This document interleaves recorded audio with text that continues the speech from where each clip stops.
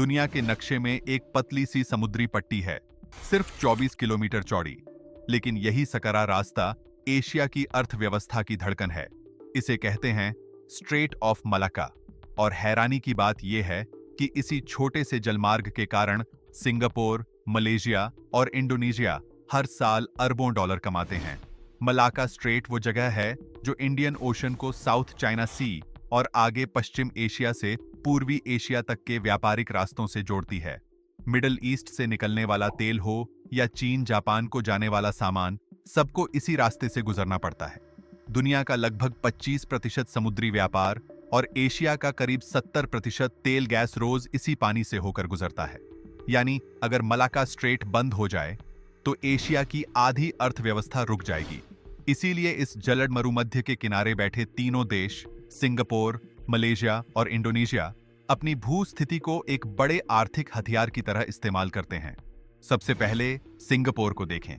उसके पास स्ट्रेट का सिर्फ छोटा हिस्सा है, लेकिन उसने इस लोकेशन को दुनिया के सबसे बड़े व्यापारिक इंजन में बदल दिया। सिंगापुर दुनिया का सबसे व्यस्त ट्रांसशिपमेंट हब है, जहां जहाज अपना माल उतारते हैं और आगे दूसरे देशों में भेजते हैं।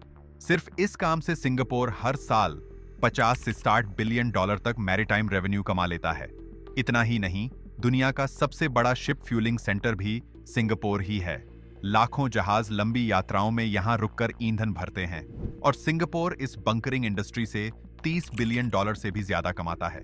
जहाजों को इंश्योरेंस, रिपेयर्स, क्रू चेंज और फाइनेंस जैसी सेवाएं चाहिए होती हैं, और सिंगापुर इन सब का ग्लोबल हेडक्वार्टर्स है। इसीलिए सिंगापुर सिर्फ स्ट्रेट पर नहीं बैठा, वह स्ट्रेट को चलाता है। अब बात करते हैं मलेशिया की। मलेशिया का पूरा पश्चिमी तट मलाक्का स्ट्रेट के साथ चलता है और इस कारण उसकी पोर्ट्स जैसे मलाक्का और पीनिंग आसियान व्यापार के लिए बेहद अहम बन जाते हैं। Malaysia shipping, port fees, fishing, logistics और टूरिज्म के जरिए 5-7 बिलियन डॉलर कमाता है।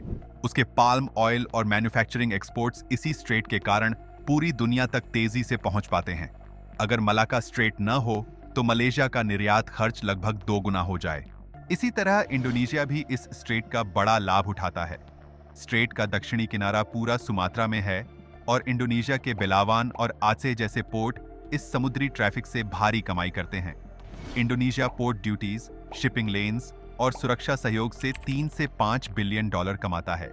चूंकि स्ट्रेट के सबसे संकरे हिस्से पर इंडोनेशिया का नियंत्रण है, इसलिए कई देश मैरीटाइम सिक्योरिटी कोऑपरेशन के लिए भी भुगतान करते हैं, जो एक छुपा हुआ लेकिन महत्वपूर्ण आर्थिक लाभ है। लेकिन तीनों में सबसे आगे सिंगापुर क्यों है? क्योंकि मलेशिया और इंडोनेशिया भूगोल से कमाते हैं, लेकिन सिंगापुर ब्रेन पावर से कमाता है। सिंगापुर ने स्ट्रेट को एक बिजनेस मॉडल बना दिया, एक ऐसी ग्लोबल मशीन जहां हर जहाज किसी न किसी सेवा के लिए सिंगापुर पर निर्भर है। यही वजह है कि इतना छोटा देश आज दुनिया की रिचेस्ट इकोनॉमीज में गिना जाता है। सच ये है कि मलाक्का स्ट्रेट का सबसे सकरा हिस्सा भले ही सिर्फ 24 किलोमीटर चौड़ा हो, लेकिन यही छोटा सा बॉटलनेक एशिया के व्यापार की धड़कन है। देशों को अमीर उनका आकार नहीं बनाता, बल्कि उनकी लोकेशन और उसे इस्तेमाल करने की क्षमता बनाती है। और स्ट्रेट ऑफ मलाक्का इसका सबसे चमकता उदाहरण है।